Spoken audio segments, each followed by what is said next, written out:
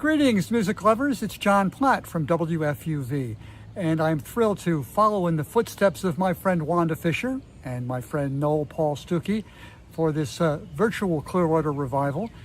Clearwater is a rite of summer for decades at Croton Point Park originally, then at Westchester Community College, and since 1998 back on the shores of the Hudson River at Croton Point Park. And in nice weather, there's no better place to see music in the world as the sun dapples on the water. Of course, there's always a threat of a heat wave or a thunderstorm, but we honor Mother Nature. Usually there are up to 7 stages, including the Rainbow Stage, the Hudson Stage, the Workshop Stage, etc. And usually I try to catch all of them. Today, the revival is all virtual, which means that we can all catch all of the music with a lineup of over 60 artists from now until 11 p.m., including the Chapin Sisters and Magpie and John McCutcheon, Joe Jenks, Reggie Harris, David Amram, and so many more. And the artists volunteer their time, and we urge you to donate as well at clearwaterfestival.org, where you'll find t-shirts and tank tops and even face masks. This hour, we'll have Jay Ungar and Molly Mason and Judy Collins, but in the first half, there's Davis Bates and Story Grove. Davis lives in a small town in western Massachusetts, and he's been telling stories for over 38 years in schools, libraries, and community settings. His performances are a mixture of family, Native American, international, and regional songs and stories, and they speak of empowerment, history, spirit, and the environment. Also coming up, the Trouble Sisters. Yes, Melissa Ortquist, Laurie Siegel, and Karen Brooks, a trio of old friends who met through singing with Pete and Clearwater, and they're all part of the Hudson Valley folk scene, and they are songwriters and singers of harmony who believe in the power of song. Can't go wrong with that. But first up, Eli Schloss, Clearwater's Tideline Discovery Director. Each year, he and his team take thousands of students into the Hudson River tidelines to discover its richness.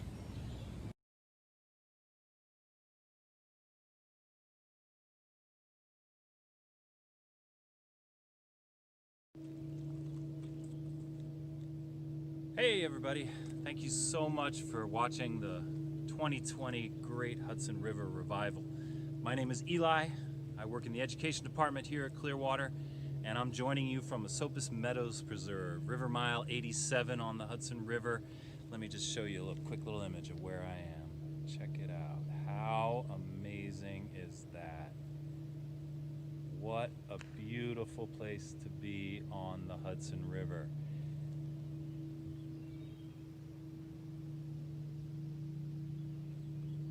I just have a few short messages before we get back to the music. I want to thank you all again, and I just want to talk to you briefly about our education programs here at Clearwater. I'm guessing most of you know about the programs that happen on the sloop, but we also offer the Tideline program, which is on the shores of the Hudson River, at parks like Esopus Meadows Preserve. Up and down the river, we offer field trips next to the river. And the goals of our programs can be summed up along a continuum. We work with kindergartners, we work with high schoolers, we work with Fulbright scholars, and our main goal is to connect people to the estuary. That is the first step. If we can connect people to this amazing entity that we call the Hudson River, notice that I didn't use the word resource. This is an entity, a living thing. And if we can connect people to this entity, that is our first goal. And it doesn't matter what it is. Maybe it's aquatic insects. Maybe it's fish. Maybe it's chemistry. Maybe it's music. Maybe it's just being outside. Whatever it is that connects you to the Hudson River, that is going to cause you to care. And that's really our second goal in our education programs. First we connect, and then we get people to care. And what I mean by that is people taking personal responsibility, making lifestyle changes to make sure that this Hudson River is clean and is cleaner than it was before. So we connect people, we get people to care, and if those people care, they're going to make lifestyle changes, and after a while, they're going to realize that they can't just care, they need to contribute. So they need to spread the word, get out and fight, and make sure other people know how amazing and beautiful and important the Hudson River is. So those are really our goals in our education department, and we do that on the sloop, we do that on the shores, we do that online.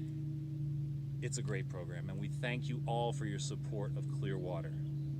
Now, this is a very interesting time in our country, and there are some few things we just have to say, and that is that Black Lives Matter. And I will say the names: Breonna Taylor, George Floyd, Medgar Evers, Eric Garner, and countless others who have died under the systemic racism that exists in this country. No matter how open-minded, socially conscious, or anti-racist I am, I still need to recognize that I have hidden and learned biases that affect how I view the world. I need to recognize, and I have the responsibility to check my white privilege and check myself for stereotypes, prejudice, and discrimination. Another way to say that is we all have our own work to do. So even at Clearwater, we strive for unity, and we have work to do. And how do we talk about this in our programs? It's something that has to be talked about. It's incredibly important. And one of the words that comes up a lot in our programs is the word diversity. And I'll sometimes ask the students, oh, what's this word? It starts with D, it just means like different stuff. You can have like different cultures and different languages. And they're like, oh, diversity, yes, diversity. And diversity is incredibly important in our estuary, and it's incredibly important among the species of human beings. We have to recognize that there are differences. And if you live in a culture of oppression, that is going to affect your worldview. So we must celebrate the differences that culture brings, the traditions that people have. Differences are beautiful and should be celebrated. But at the same time, we need to recognize that we are the same. We are all one human species. And being animals, we all need the same thing. We need oxygen, we need food, we need shelter. And with that crazy human thing of consciousness, we need emotional shelter. So people are all looking for the same thing. They're looking for identity. They're looking for a community. They're looking for a sense of purpose. So we need to recognize the differences that culture brings and the beauty that that brings to our country. We also need to recognize the sameness. We all want the same thing. And if you listen to your head, you can listen to the scientists that say that humans are the same, that we are all the same species, and you can listen to your heart and you can understand that all people want the same thing. So, one final message, and that is a message of hope. In this unprecedented time, we need to cling to hope. There are leaders out there who will encourage you to live in fear, and that's how they control us. So we need to live in hope, and what better way to think about hope than the success story that we have had with the Hudson River. The Hudson River was literally a garbage dump, and we, you, us, Pete, all the founders of the Hudson River Sloop Clearwater have held together this common belief that if we work together, we can clean up this river. Now, are we there yet? No, we still have work to do. But this river is so much cleaner than it was. This is a success story. The Hudson River is a reason to feel hope. And I'll just show you one more time. And thank you all again for coming out and watching the Great Hudson River Revival. And everybody should get out to the Hudson River as much as you can, because the more you go to the river, the more you're going to enjoy it. And the more you enjoy it, the more you're going to love it. And the more you love it, the more you're going to protect it. And that is really the goal of what Clearwater is doing. So thank you for watching today. Get out there and fight for the Hudson River and equality and equity and social justice. Thank you.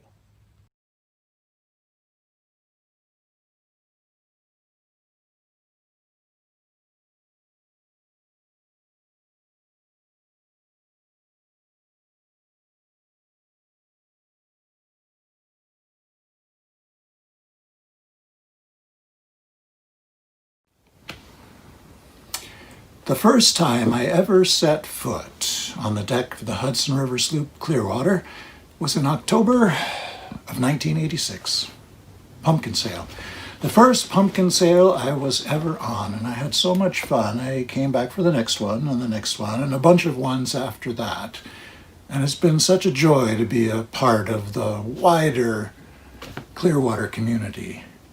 That's not, however, the first time I set foot on a boat. First time I set foot on a boat, I was probably being carried by somebody. It was down at the Cape. We'd go fishing, especially in the rain as I got older, because it gave my parents time to be alone in the cottage, and we were out with my grandparents fishing. That was my mom's parents. And then later on, my dad's dad, Grant Bates, he semi-retired. He was a salesman and he just sold less things over a shorter amount of area. And since he wasn't so busy selling, he decided to buy a lobster boat. And he would go out on the boat exploring the coast of Maine around New Harbor where he lived.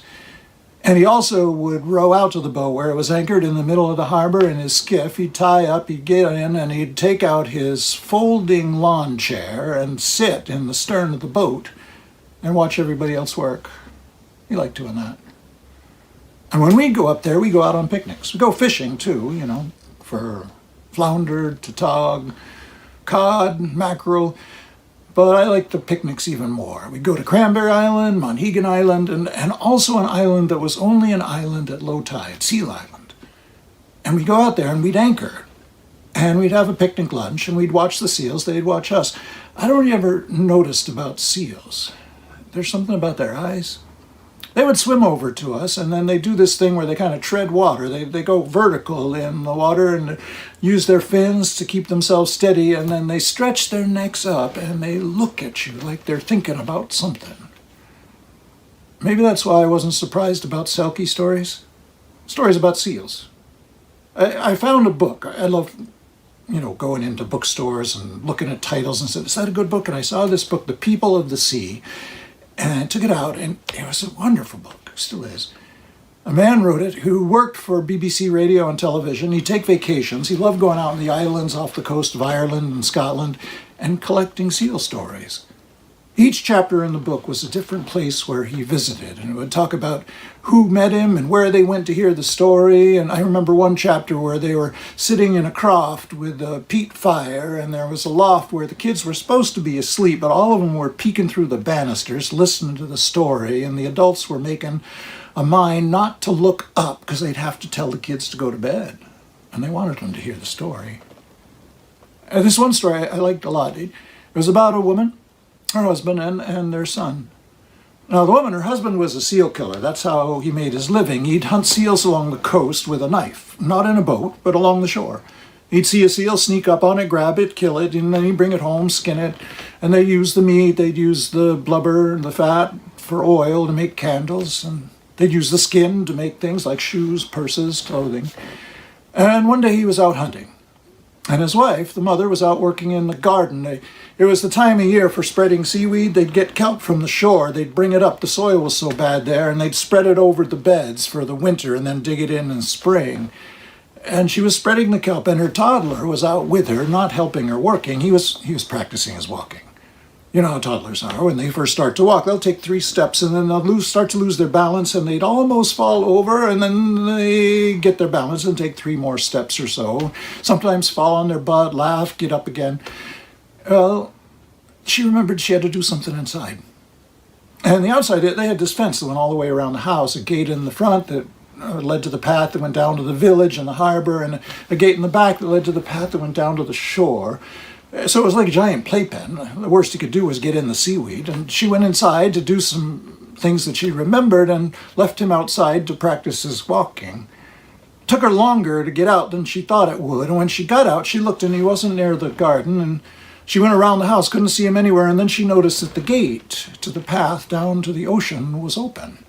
And she went to look, and there was his footprint in the mud by the gate, and she saw his prints going over to the path. She followed the prints to the path and then down the path and down to the shore, and she saw the prints going along the beach, getting closer and closer to the water, and then they were right at the water, and the waves, gentle waves, were washing up and lapping away the footprints. She couldn't see her son anywhere. And then she did what a lot of moms would do, a lot of dads too. She just knelt down in the sand. She cried. She cried so hard. I don't know if you ever cried this way, where you're crying, and all of a sudden you don't have any more breath to cry. And you have to stop to take in a deep breath, and that's what she did. She stopped, took in this deep breath, and in the silence that followed her crying, she heard another crying, coming from the end of the beach. Beyond the end of the beach, there was a pile of rocks there and a little cove, and she knew that cove. She went over, following the cry, and she climbed up and she looked down in the cove, and there on the beach was a mother seal, 2 pups, and her son. And she ran down and she grabbed her son. She held him tight, just tight enough so he'd know how glad she was to see him. And she looked down at the mother seal, and the mother seal nodded, gave a little bark, and slipped off into the water. And the pups followed her. Well, that night, she told her husband the story of what had happened as they're sitting around dinner. And when he'd been hunting and hadn't caught anything, he used his knife at dinner time. And when he heard the story, he looked down at the knife. He picked it up. He got up from where he was sitting and he went over and he opened a drawer and he put in the knife and closed it. And he never hunted seals again. Well, that's the story from Scotland. And if you find that book, The People of the Sea, there's a lot of great stories in it. Hope you tell one to somebody. Thanks.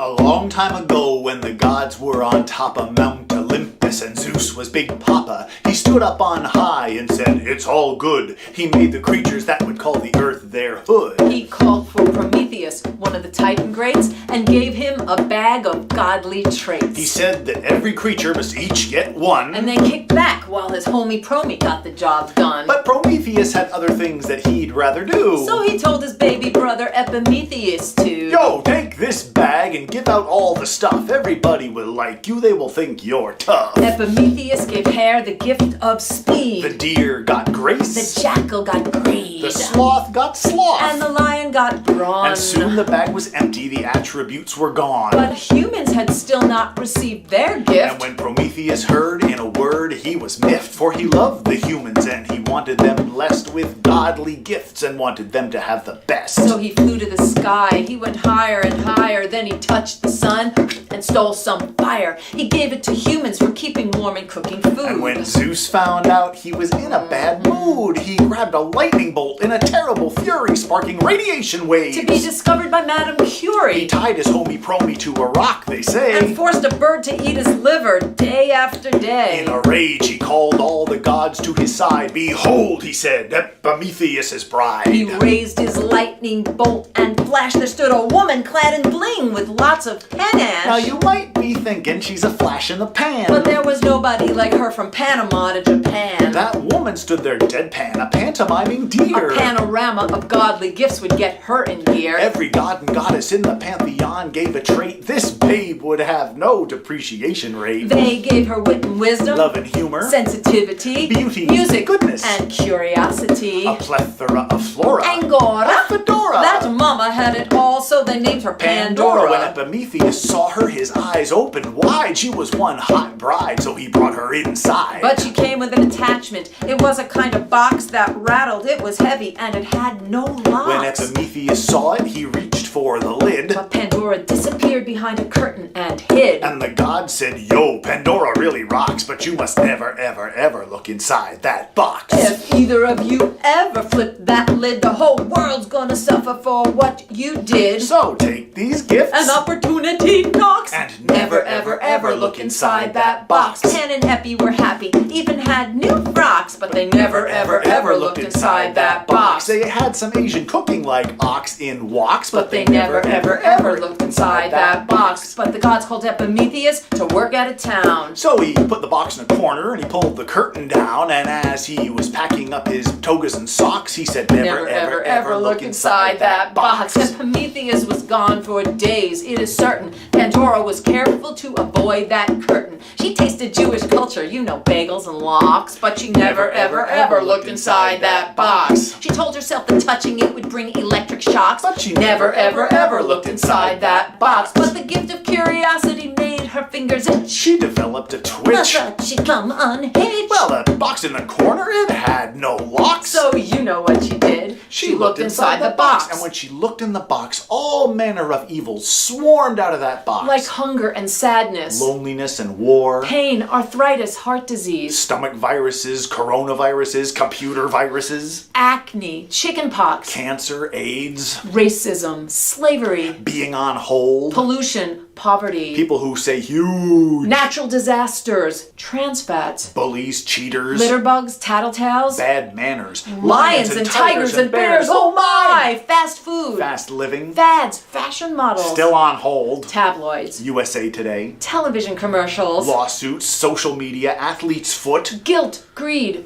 global warming. We appreciate your business. Please stay on hold. Slackers, hackers, hijackers, frogs, locusts, boils, slaying of the firstborn, cheap plastic junk, PCBs, throat cultures, prostate exams, pap smears, clocks ticking, alarm clocks ringing, mean teachers, more bullies, not being picked for the team, first day of school, too much homework, too much housework, dust bunnies, the party you wish to reach is on the other line. Please long press 2 for car the rides, voicemail 2 box. lessons, appointments Hurry and up, practices. hurry Move up, it hurry along. up. Let's get going. I'm not good enough. I'm not good looking enough. I'm not tall enough. I'm not thin enough. Advertising, Telemarketing, junk mail, spam, television, junk food, spam. red dye number 2. I'm not your friend anymore. White supremacy, Zoom fatigue, toilet paper hoarding, The voicemail box is full. roadkill, Road rage, airplane rage, religious rage, slam! And in desperation, Pandora closed that box and captured hope inside. Ever since that day, the world has been filled with sadness, madness, and all kinds of ills. And the root of all this evil, is it as Zeus bid at the hand of Pandora, who opened up the lid? The gods made Pandora. Hey, they made the box. They put in all the evils and they put on no locks. And remember Prometheus, who stole that fire which upset all the gods and sparked Zeus's ire? Does it pay to lay blame at just one door? Many hands make strife in myth, life, and war. So instead, remember one heroic deed. Pandora closed that box with just enough speed. So when we're tussling with troubles and we just can't cope within our reach, thanks to her is the glow of hope.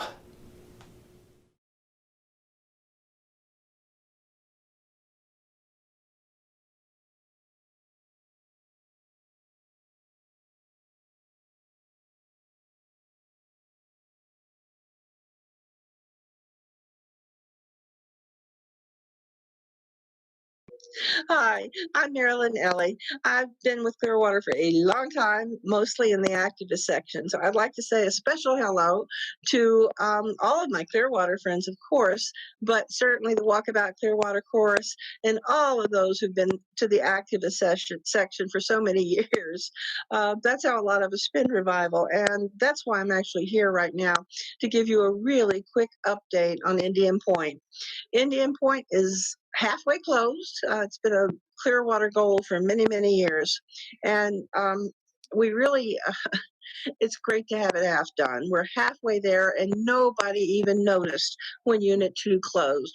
Really smooth transition, just like it had been predicted. Good thing. It's made some people in the industry kind of crazy. You're going to be hearing a lot of talk about, oh, our air is going to be more dirty because fossil fuel generators are going to pick up the slack. There is no slack. We have a surplus of electricity, so we just need to keep going and doing what we're doing. Unit 3 will close almost 1 year from now in April 2021, and then the work really starts for decommissioning. Holtec is the company that has the license or is working for the license right now, and they have a very crooked reputation. That's just the easy reputation. That's just the easiest way to say it. This is, after all, only 3 minutes, so I'm not going to go into any detail, but it's a big deal to make sure that they're supervised with a New York State Nuclear Oversight Decommissioning Board. So, a decommissioning oversight board. So those are the things that are coming up. And I do want to say that it's not an easy transition. It's particularly not easy for the people of Buchanan. They've depended on that tax revenue for over 40 years. And they're really struggling right now. And our hearts do go out to them because it means such a big turmoil in their community. They will get some money. Energy has set up a $15 million fund. There's money from the state. A lot of the people that work there have other jobs. I think about 40 of the engineers have already gone to other plants in the energy system, I guess down south, to work in those power plants. They're invited to find a job in the power plants in New York State. So there are programs available. There's going to be a community ecological fund that Riverkeeper will be involved with when Unit 3 closes. So there is help and there is support. And I know that all of us wish them well after all of these years. It's really hard for them. It's much better for the rest of us. There are 2,000 people in Buchanan. There are 20 million people in a 50-mile radius of Indian Point, and all of us are safer now that that plant is closing, and half of it is already closed. So stay tuned for the next exciting adventure. There's bound to be some in this path to now closing Indian Point and doing it safe and doing it smart and getting a decommissioning oversight board that will really be able to make sure that it's done properly and safe and clean. So there's your Indian Point update. Go to the Clearwater website or come to the Indian Point Safe Energy Coalition website for all the details, or you can contact me. Google my name, you'll find it. It just pops right up with Indian Point. Really take care. It's nice being part of this, and I hope you enjoy the rest of the revival.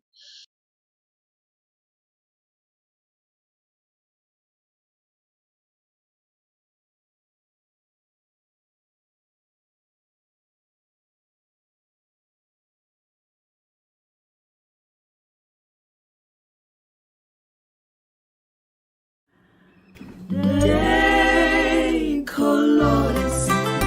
colores se vistan los campos en la primavera.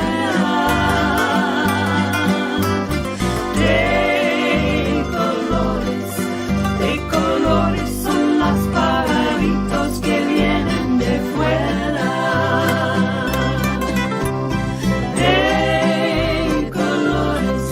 De colores es el arco iris que vemos lucir.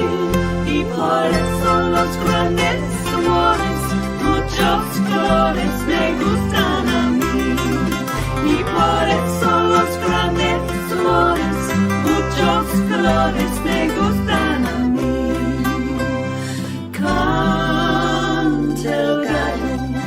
Canta el gallo con el kiri, kiri, kiri, kiri, kiri.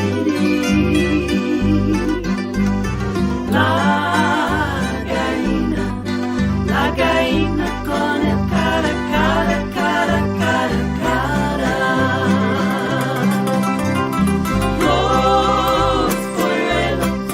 Los polluelos con el pío, pío, pío, pío, pío. Y por eso los grandes colores, muchos colores me gustan a mí.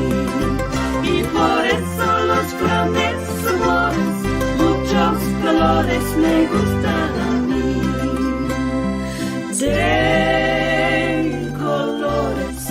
De colores se vistan los campos en la primavera. De colores son los pajaritos que vienen de fuera.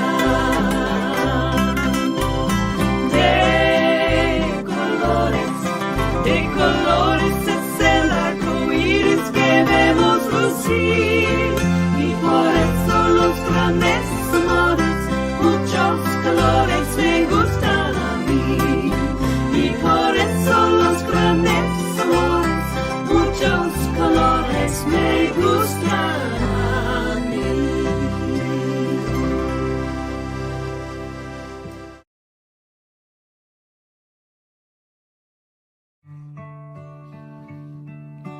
One blue sky above us, one ocean lapping all our shores, one earth so green and round,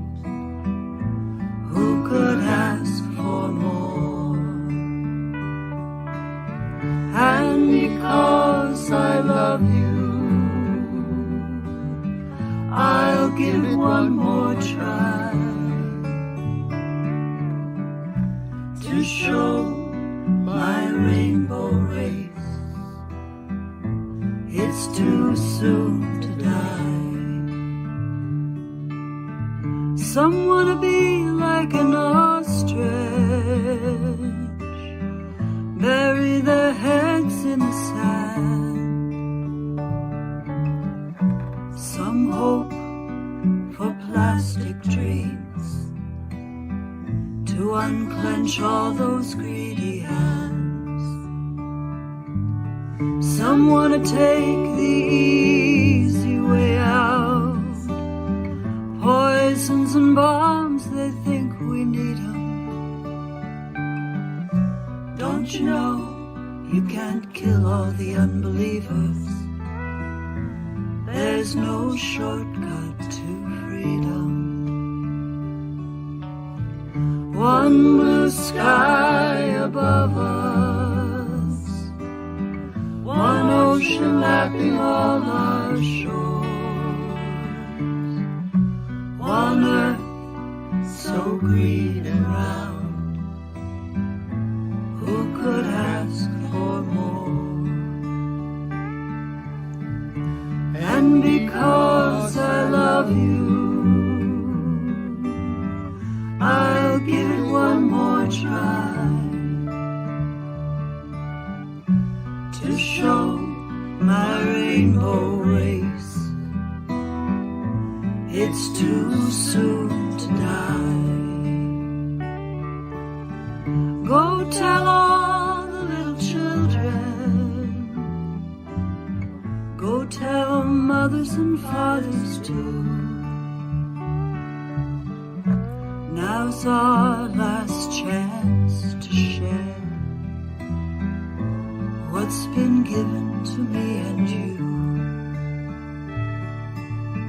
One blue sky above us, one ocean lapping all our shores,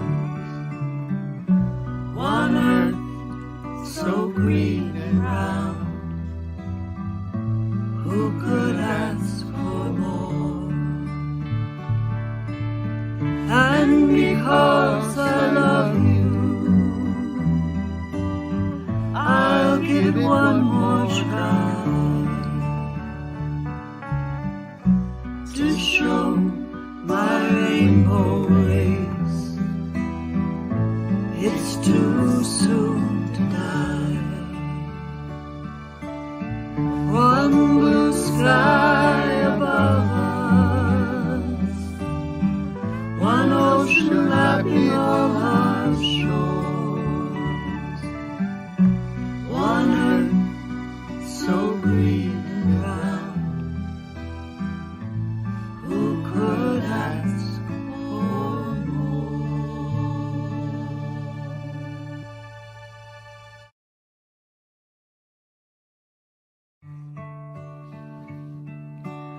One blue sky above us, one ocean lapping all our shores,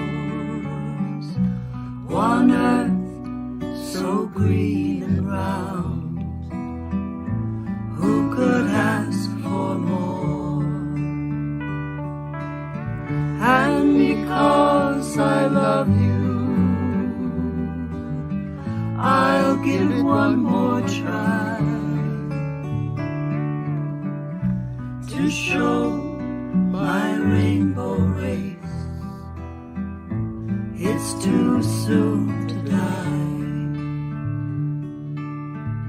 Some wanna be like an ostrich, bury their heads in the sand. Some hope for plastic dreams to unclench all those greedy hands. Some wanna take the easy way out, poisons and bombs, they think we need 'em. Don't you know You can't kill all the unbelievers. There's no shortcut to freedom. One blue sky above us, one ocean lapping all our shores, one earth so green and round. Who could ask for more? And because I love you, I'll give it one more try to show my rainbow race. It's too soon to die. Go tell all the little children. Go tell mothers and fathers too. Now's our last chance to share what's been given to me and you. One blue sky above us, one ocean lapping all our shores, one earth so green and round. Who could ask for more? And because I love you, I'll give it one more try to show my rainbow race. It's too soon to die. One blue sky above us, one ocean lapping all our shores, one earth so green and round. Who could ask for more?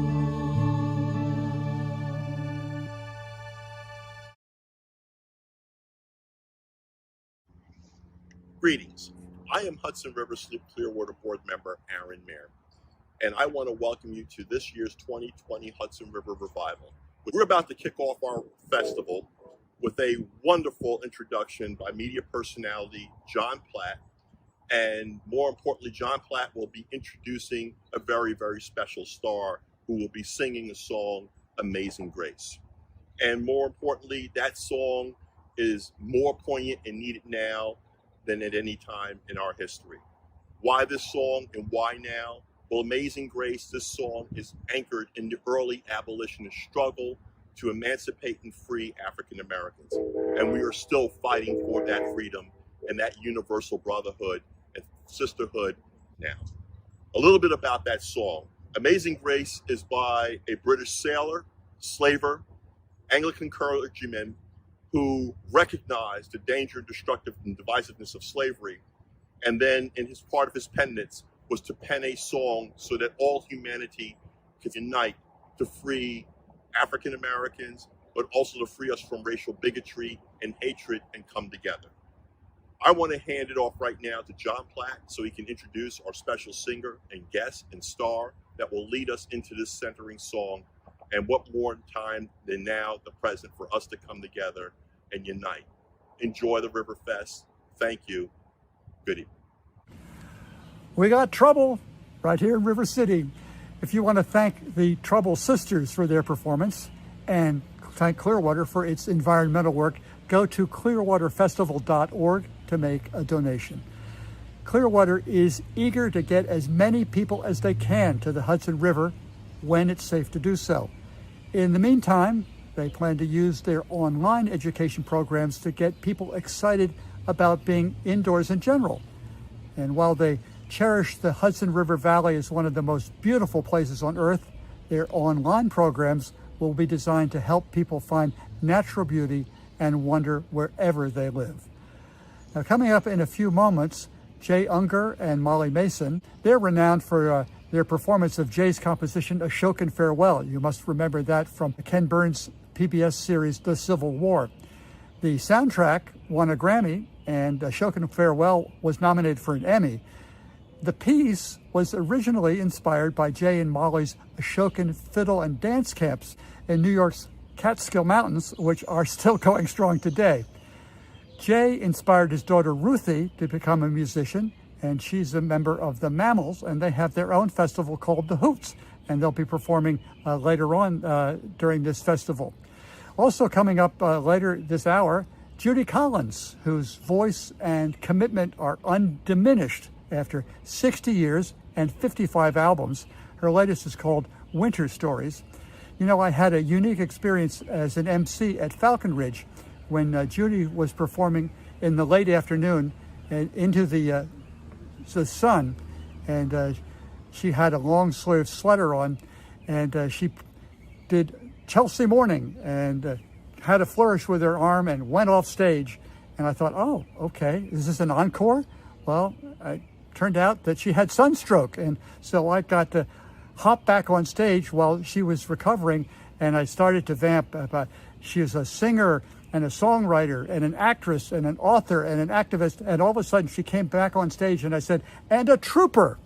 Well, that's what she is. She performed Amazing Grace for the audience, and Amazing Grace is the song that has bound her to audiences forever. And there's a new version that she's doing right now. But first, here's a message from Food and Water Watch. Hey, my name's Emily Skydell, and I'm a Hudson Valley-based organizer with Food and Water Action. I want to first thank Clearwater for inviting us to participate in this really incredible online gathering of our community. So a little bit about Food and Water Action. We are a nonprofit environmental organization, and our mission is to oppose corporate control and abuse of our most vital resources. This includes the water we drink, the air we breathe, and the climate we rely upon. Through our efforts, alongside many of you, we've helped lead in the fight to ban fracking right here in New York. So Food and Water Action has been fighting fracking, and we're continuing to fight to ban fracking everywhere, as well as to oppose fracking's continued impacts on New York. So this includes stopping fracking waste generated across the border in Pennsylvania from being dumped right here in New York. It also includes stopping fracking infrastructure projects, such as pipelines and power plants that transport and burn fracked gas. And actually right here in the Hudson Valley, we're working to stop the expansion of a fracked gas power plant, Danskammer. If approved, the Danskammer expansion would be a fully operational fracked gas power plant in Newburgh, New York, right on the banks of the majestic Hudson River. This current peaker plant operates less than 5% of the year, and the proposed expansion would mean the new plant would run 70% of the time, year-round, clearly resulting in far more air pollution and greenhouse gas emissions. Food and Water Action led in the fight to stop the Williams pipeline, and we are right here leading the fight to stop Danskammer. So, fortunately, we've been able to do this with a host of incredible allies, including Clearwater, who are leading and mobilizing this massive campaign to pressure Governor Cuomo to stop this dangerous project. The first step you can take to get connected to our campaign requires simply taking out your cell phone. So, please take out your cell phone.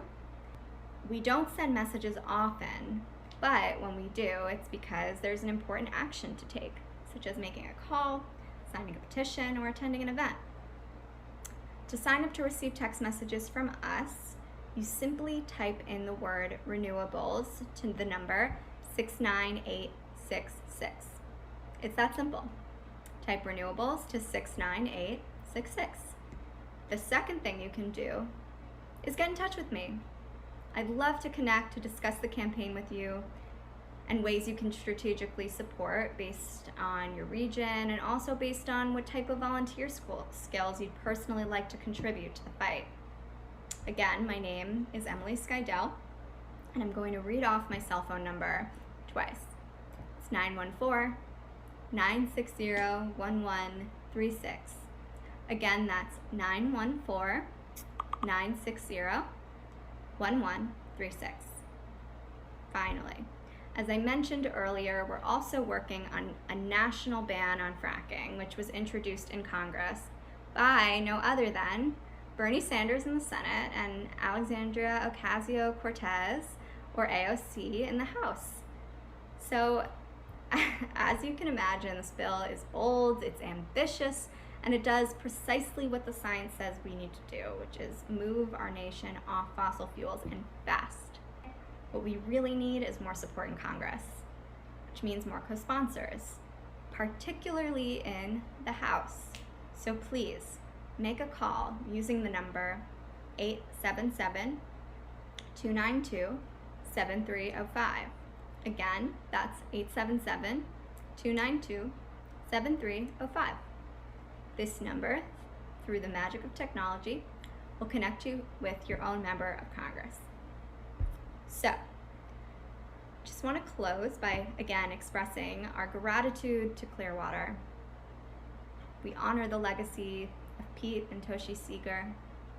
We cherish the community that we've built together over the decades. We love the Hudson River, and together we're going to persist in these difficult times, and we're going to win. Thank you.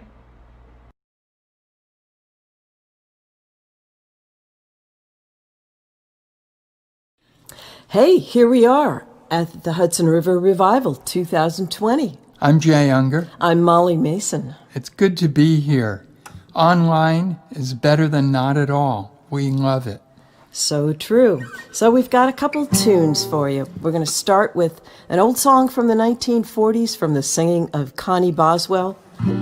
It's a love song to a river, which is why I always love to do it at this festival.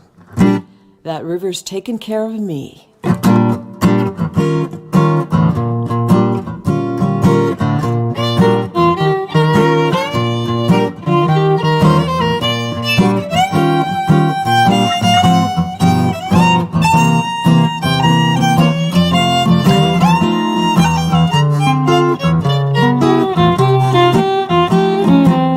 I love that river, that friendly river.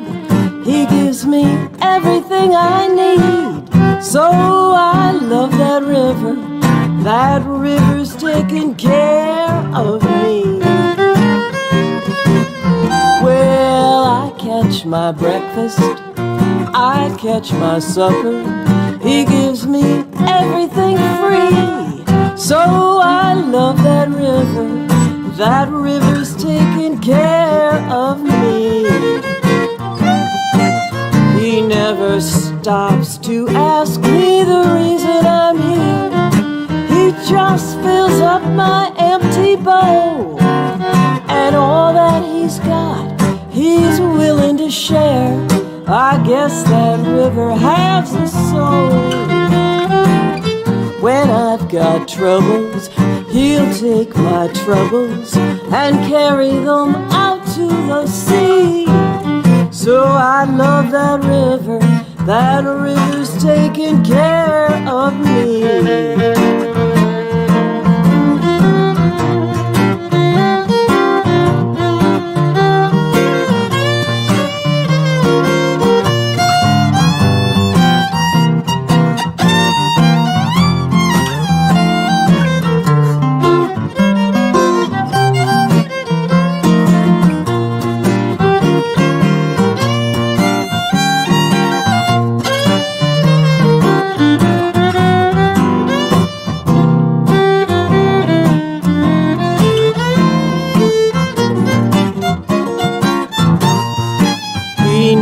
Stops to ask me the reason I'm here.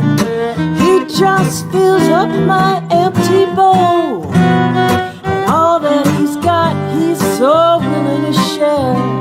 So I guess that river has a soul. When I've got troubles, he'll take my troubles and carry them out to the sea. So I love that river's taking care of me, care of me. I love that river's taking care of me.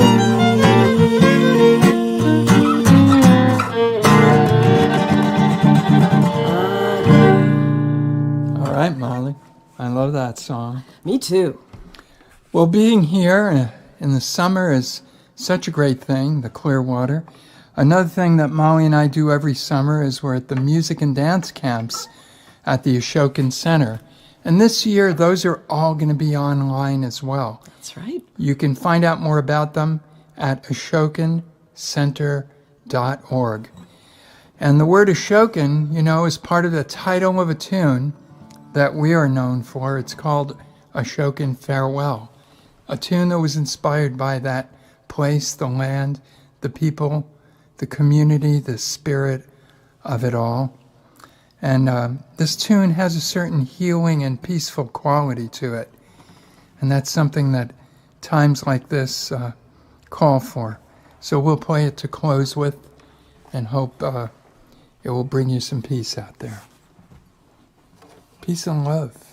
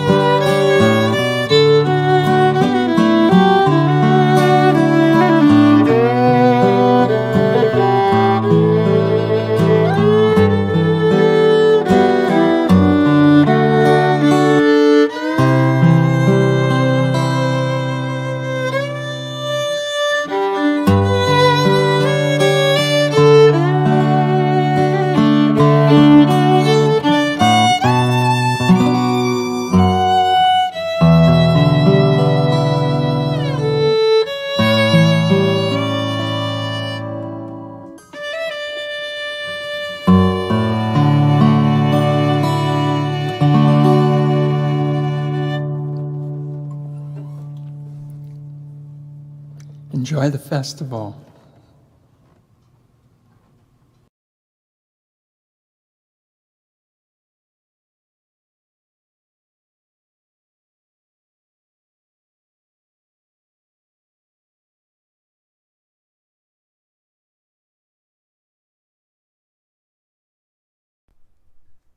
Hi, I'm Judy Collins, and I want to tell you something about the Clearwater Festival. First of all, that as a New Yorker and as a citizen of this country where there's so many great rivers, I love the Clearwater Festival. I loved Pete Seeger. He was my mentor. He was my friend. He started the Clearwater Festival and created the sailing vessel, the Clearwater, in order to clean up the river and to stop people polluting it and to bring the fish back, which happened, all of which happened. The Clearwater Festival started, it's been going 50 years, and everybody that has ever sung, I think, almost anywhere in the country has been on the Clearwater Festival, including me. It's a wonderful, wonderful thing that happened to New York and happened to the river and happened to the audiences who've come to the Clearwater Festival over the years. There's a school that's involved with the festival. People used to be able to go on the Clearwater and learn how to sail, which I never did, I'm sorry to say, but perhaps I will this coming year. And the Clearwater organization is a nonprofit foundation which helps to support the school and the work and the Clearwater idea of clean water and beautiful music. So keep singing, keep writing songs, keep playing your instruments, and keep looking out at the river, the great Hudson River that Henry Hudson found in 1608. And here we are celebrating something that Pete Seeger did in addition to singing great songs and changing the world politically, socially, structurally, spiritually, in every way. And we'll celebrate the Clearwater and at the same time celebrate Pete Seeger and all of you who contribute to this wonderful organization.